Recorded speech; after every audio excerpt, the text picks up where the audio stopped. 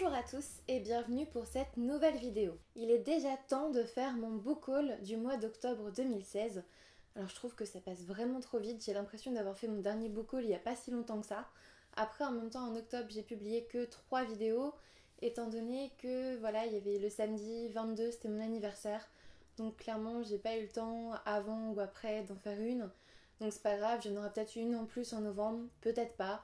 C'est pas dramatique, c'est la première vidéo que je loupe depuis le début donc je pense que c'est pas trop grave.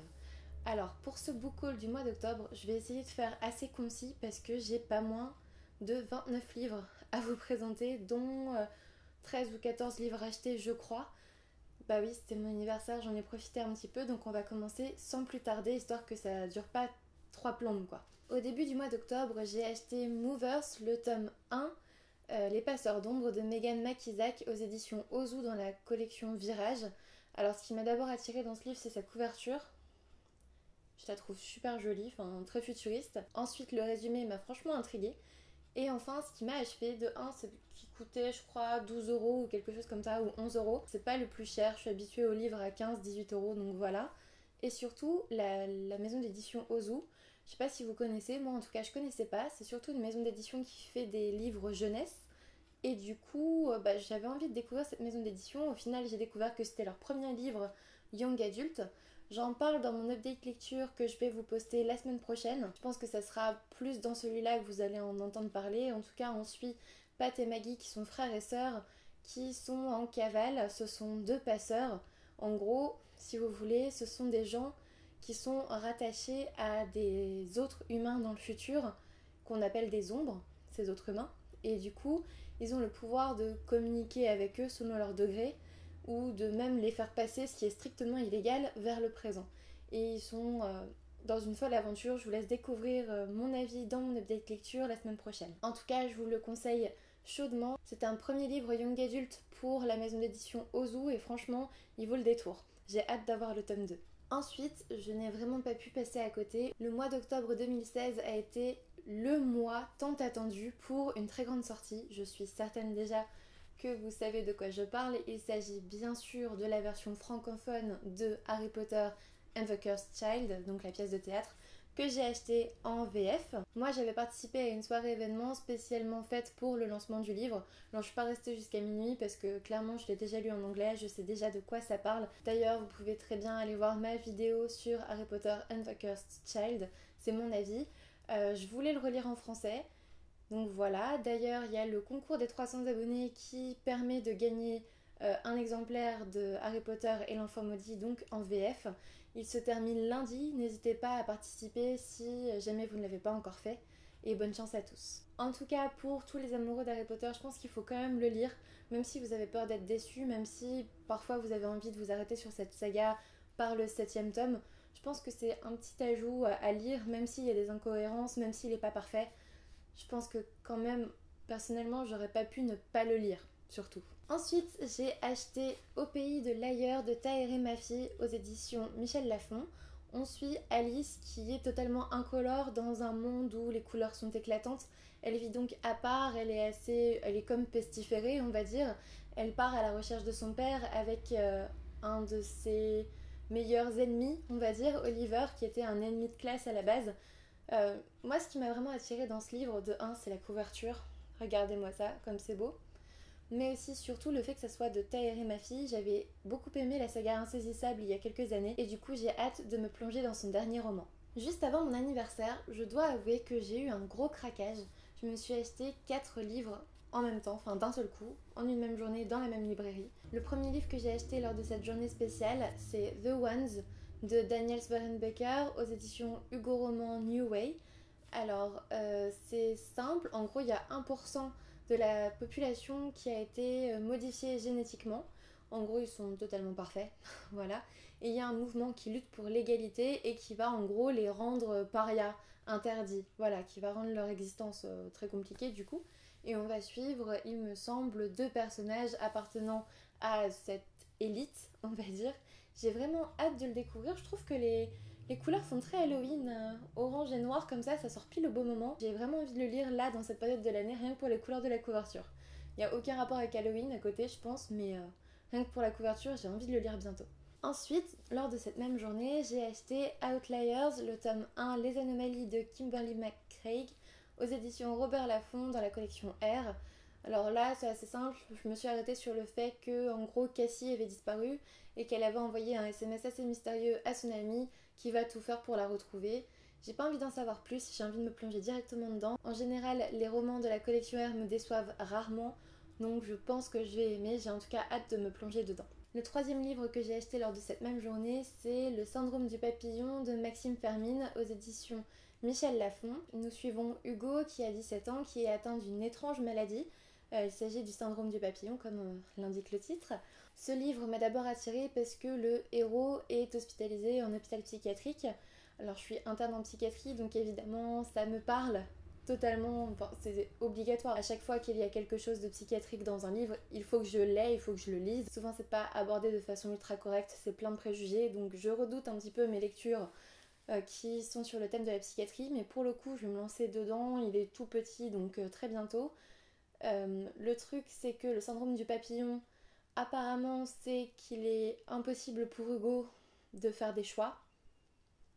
Pourquoi pas, je ne sais pas ce que c'est, j'attends d'en savoir plus, j'ai hâte de me plonger dedans en tout cas. Enfin, lors de cette même journée, j'ai aussi acheté en dernier livre Saving Paradise, le tome 1 En proie au rêve de Liz Steven aux éditions Castlemore. Ce qui m'a vraiment attirée dans ce livre et qui a fait que je l'ai pris quand même si j'en avais déjà 3 autres dans les mains, c'est le dernier paragraphe du résumé qui dit que l'héroïne qui s'appelle Faustine va commencer à entendre des voix. Alors, l'interne en psychiatrie que je suis jubile quand elle lit ce genre de choses.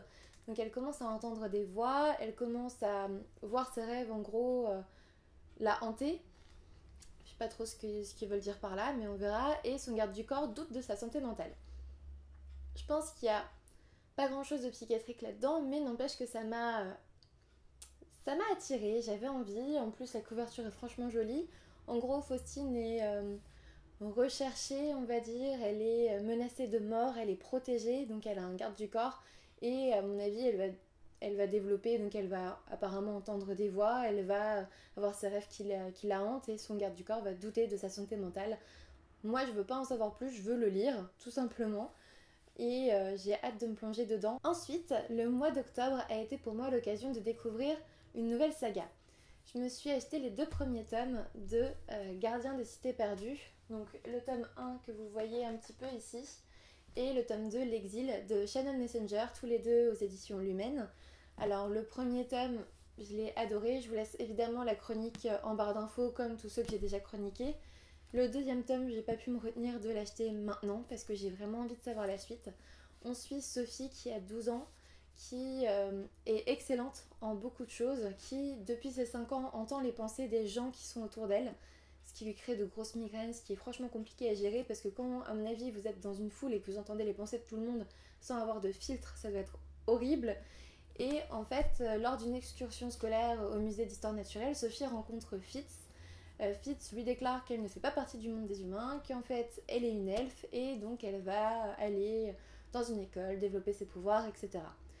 C'est pas du tout du spoiler, c'est dans le résumé ce que je vous dis, donc ne vous en faites pas, je ne vous spoile rien comme d'habitude, mais en tout cas, ce que j'ai beaucoup aimé, c'est qu'il y a énormément d'analogies à Harry Potter.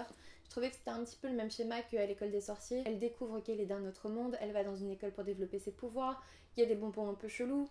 Voilà, pour moi, c'est un peu Harry Potter. Mais en même temps, c'est un monde tellement différent, il y a un petit peu plus de politique dès le premier tome, etc. On ne peut pas ne pas tomber sous le charme de cette saga, je pense. J'ai vraiment hâte de lire le tome 2 en tout cas, parce que j'ai adoré le tome 1, tout simplement. Ensuite, lors de ce mois d'octobre, j'ai eu une deuxième journée craquage et celle-ci c'était juste après mon anniversaire. Donc voilà, je me sentais un peu toute puissante, mon anniversaire venait de passer, j'avais pris un an de plus et il fallait bien que je me console. J'ai acheté 3 livres. Le premier c'est Sweet d'Emily Laybourne aux éditions Hachette. En gros, on est sur une croisière où il est possible de vous sculpter un corps idéal. On vous promet adieu les complexes. Bon, pourquoi pas, ça m'intrigue beaucoup en tout cas au niveau du petit résumé qui ne dit pas grand chose en fait. Et moi ce que j'aime beaucoup c'est la couverture. Vous voyez, alors il est toujours sous plastique. J'adore acheter des livres sous plastique parce qu'en fait, tant que je les lis pas, ils restent dedans et du coup, ils sont encore tout beaux. Enfin voilà, ils ont pas de traces, ils sont bien quoi en dessous. J'aime bien. Et au niveau de la couverture, vous voyez, c'est assez. Enfin, j'aime bien au niveau des lèvres, c'est très travaillé, c'est joli. Et par contre, il y a du sang sur les mains, donc j'ai hâte d'en savoir plus. En tout cas, j'ai hâte de me plonger dedans. En même temps, j'ai acheté Nid de Joël Charbonneau aux éditions Milan. Alors, je l'ai déjà acheté parce que c'est Joël Charbonneau, que j'ai entendu énormément de bien de l'élite. J'ai le tome 1 que j'ai emprunté à la bibliothèque, mais je pense que je lirai celui-là d'abord parce que j'en ai pas du tout entendu parler. Et j'adore découvrir les livres dont j'ai pas du tout entendu parler.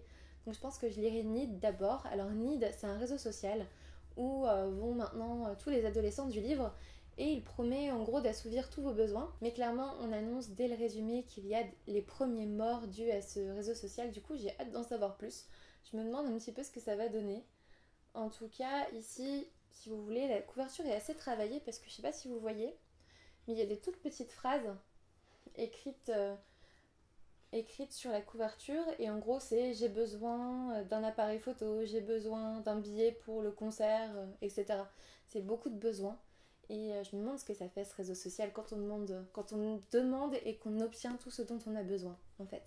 Je pense que c'est très intéressant à lire et j'ai hâte de me plonger dedans, surtout qu'il est franchement petit donc je pense que je vais me le faire bientôt. Enfin, j'ai aussi acheté en même temps Rebelle du désert de Halloween Hamilton aux éditions Pocket Jeunesse. C'est l'histoire d'Amani qui vit une vie un peu pourrie en fait dans le désert à la base et qui finit par rentrer dans la résistance face au sultan. J'en sais pas plus. Je le croyais vraiment plus gros, je sais pas pourquoi, mais sur internet il me paraissait plus gros. Regardez, c'est pas si gros que ça. Lui aussi il est sous plastique, ça me plaît bien. Je pense le lire dans pas trop longtemps, mais en même temps vous voyez j'ai acheté tellement de livres que j'ai beau dire ça, je sais très bien que dans quelques semaines ils seront pas tous lus, ça c'est sûr. Clairement. Enfin, mes derniers achats remontent à la dernière semaine d'octobre. J'ai acheté 2 livres que j'attendais avec impatience. Le premier, c'est le tome 2 de Marjane, donc Le Serment de Marie Pavlenko aux éditions Pocket Jeunesse. J'avais adoré le tome 1, je vous mets ma chronique du tome 1 en barre d'infos parce que voilà, je vais pas vous faire le résumé du tome 2. Je pense que c'est plein de spoilers par rapport au tome 1. Mais j'avais vraiment hâte. En plus, elle est trop belle cette couverture. Vous avez vu là son petit animal? J'adore, enfin, je trouve ça génial, vraiment génial. Bravo, j'ai hâte de le lire. Je sais que le tome 1 avait été un coup de cœur pour moi, donc je ne peux que vous conseiller de le lire et j'espère que le tome 2 est aussi bon. Enfin, j'ai du mal à résister aux parutions des éditions Charleston. Du coup, je me suis laissée tenter en octobre par Les Filles du Nightingale de Donna Douglas aux éditions Charleston. Donc, il est en poche. Donc, il m'a coûté 9,50 €.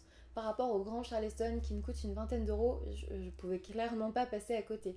Du coup, ça se passe à Londres en 1936. On suit 3 destins de femmes, une aristocrate rebelle, une venant de la classe ouvrière et une franchement calme qui a toujours, toute sa vie, été sous la coupe de sa toute puissante mère. Et du coup, elles vont dans un grand hôpital. Et j'ai vraiment hâte de voir comment ça se passait en 1936 parce que voilà, le milieu hospitalier, c'est un petit peu mon milieu. J'y travaille tous les jours. Donc, moi c'est un petit peu particulier vu que c'est en psychiatrie, mais quand même j'ai eu pas mal de stages dans différentes spécialités.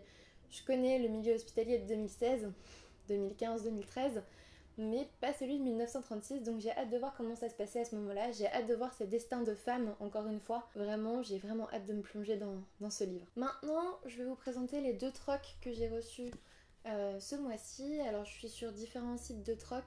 J'en utilise surtout un, c'est Bibliotroc, je ne sais pas si vous connaissez. En gros, vous envoyez un livre, vous recevez des points et avec ces points, vous pouvez demander un livre à un autre membre de ce site. Du coup, grâce à ce site, j'ai reçu ce mois-ci Le garçon en pyjama rayé de John Boyne aux éditions Folio Junior.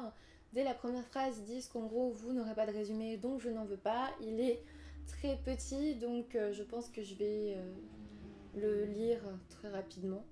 Je ne sais pas encore quand, étant donné que j'ai acheté 14 livres, donc je ne sais pas.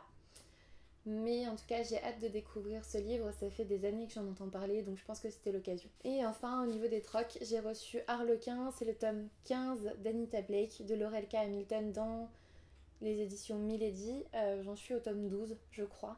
Mais quand je l'ai vu passer, je me suis dit que c'était l'occasion de l'avoir. Moi, je suis au rêve d'un cube, donc c'est le tome 12. Au moins je l'ai pour la suite. Maintenant je vais passer au service presse au reçu lors de ce mois d'octobre et il y en a 8 de 5 maisons d'édition différentes. En effet, lors de ce mois d'octobre, j'ai reçu les premiers partenariats avec mes nouvelles maisons d'édition partenaires. Il s'agit de Flammarion Jeunesse et Casterman. Du coup, je suis super contente. Merci à eux de leur confiance. Par les éditions Casterman, j'ai d'abord reçu Panique en Égypte. C'est un livre-jeu dans lequel vous devez sauver votre pharaon qui est victime d'un complot. Il y a 4 suspects. En gros, vous voyez, il y a plusieurs onglets.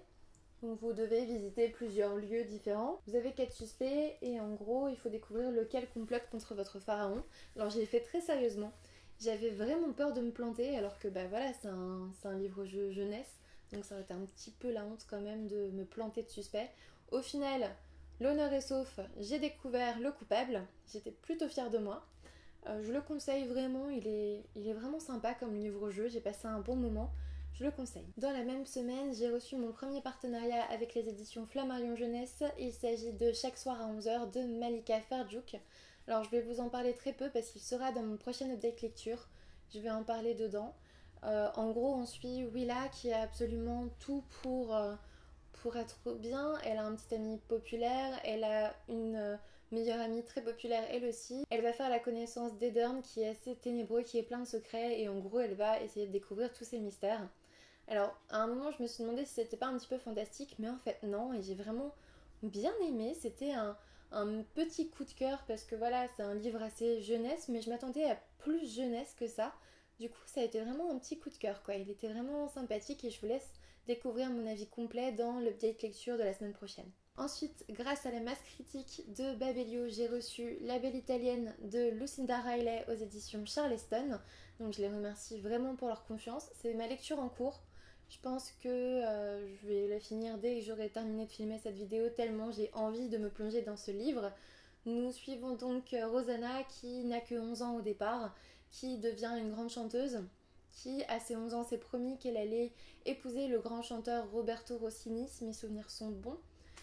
Qui est ténébreux, qui est franchement un but de lui-même comme la plupart des chanteurs, j'ai envie de dire, désolée pour ceux qui chantent, mais voilà, et c'est un destin de femme encore une fois, c'est une histoire d'amour bien sûr. J'adore le style d'écriture de Lucinda Riley, j'ai hâte de partir le lire là juste après cette vidéo. Ce mois-ci j'ai reçu par mes partenaires, je crois les plus anciens, les éditions Kenes, le tome 2 de Métamorphose, Paradis obscur d'Erika Duflo. Alors j'avais lu le tome 1 il n'y a pas si longtemps que ça, j'avais franchement bien aimé, c'était un tome 1 prometteur, c'était du young adulte, c'était vraiment sympathique. Et là, le tome 2, je l'attendais avec impatience, j'aime toujours autant les couvertures, elles sont très très jolies. J'ai hâte de découvrir la suite, je vous dis pas trop de quoi il en retourne parce que voilà, c'est un tome 2. Par contre, je vous mets ma chronique du tome 1 en barre d'infos, n'hésitez pas à aller la consulter si vous voulez en savoir plus sur cette saga. Les éditions Flammarion Jeunesse m'ont ensuite envoyé Le mystère du livre disparu au secours de Peter Pan par, alors je suis désolée si je prononce mal, mais pour le coup, c'est pas franchement ma faute. Donc il a été écrit par Pier Domenico Baccalario et Eduardo Jauregui, je ne sais pas.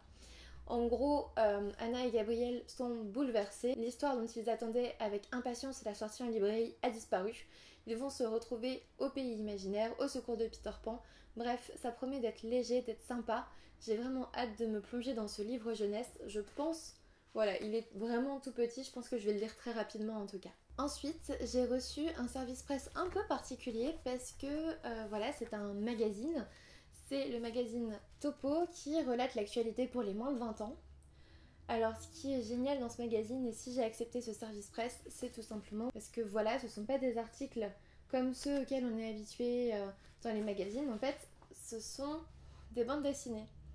Donc en gros, ça relate l'actu sous la forme de bande dessinée. Je trouvais le concept franchement novateur, je trouvais ça vraiment très sympathique, j'ai hâte de me plonger dedans, il y a plein de sujets différents, voilà, là il y a les élections, tous les coups sont permis pendant les primaires, il y a Beyoncé qui milite pour la cause noire, il y a un sujet sur le Bangladesh, voilà, il y a plein de choses, ça a l'air très novateur, je pense que j'ai déjà utilisé ce mot mais c'est clairement ce qui va avec ça, vous voyez, c'est vraiment sous la forme de BD. Je pense que ça va aller très vite à lire, mais j'ai vraiment hâte de me lancer dedans en tout cas. Enfin, les éditions Casterman m'ont permis de découvrir leur série phare Cherub via l'envoi de leur bande dessinée La Mission 1 100 jours en enfer. Donc c'est de Muchamore, Axe et Eddington. Franchement j'étais super surprise parce que c'est un peu sous la forme d'un comics. Enfin, je sais pas si vous voyez la forme de la bande dessinée. Voilà, au niveau des images c'est pareil, ça fait un peu comics comme les Harley Quinn que je vous ai montré le mois dernier ou le mois d'avant, je ne sais plus. En tout cas, je vais le lire pour le 2 novembre parce que sur la feuille à l'intérieur du livre qu'il m'a envoyé, c'est noté qu'il sort le 2 novembre. Le tome 2 sortira en mars 2017 si mes souvenirs sont bons. J'ai hâte de me plonger dedans. J'en ai beaucoup entendu parler mais j'avais jamais eu l'occasion de tester. Du coup, le format BD me va totalement. Je trouve que c'est une très très bonne idée. Et merci beaucoup pour l'envoi de cette bande dessinée. On va maintenant passer à la dernière partie de ce book haul, c'est-à-dire mes emprunts à la bibliothèque lors de ce mois d'octobre 2016. Si vous me suivez depuis quelques mois, vous vous êtes sûrement aperçu que je m'étais lancée dans une série BD que j'aime dorénavant beaucoup. Il s'agit bien sûr de Les Carnets de Cerises, le tome 3 et le tome 4 du coup, vu que j'ai déjà lu les 2 premiers tomes. Je les ai empruntés à la bibliothèque dès qu'ils étaient disponibles. J'ai vraiment hâte de suivre la suite des aventures de Cerise parce que vraiment j'avais beaucoup adoré. Elle est très pétillante, elle est courageuse. Vraiment j'aime beaucoup. Ce sont des histoires assez touchantes en fait. Et du coup j'ai vraiment hâte de me replonger dans les aventures de Cerise. J'étais très contente de trouver Everything Everything de Nicolas Youn aux éditions Bayard. Tout ce que je sais c'est que l'héroïne est atteinte d'une maladie très rare qu'on appelle la maladie de l'enfant bulle. En gros elle peut pas trop être en contact avec le monde extérieur.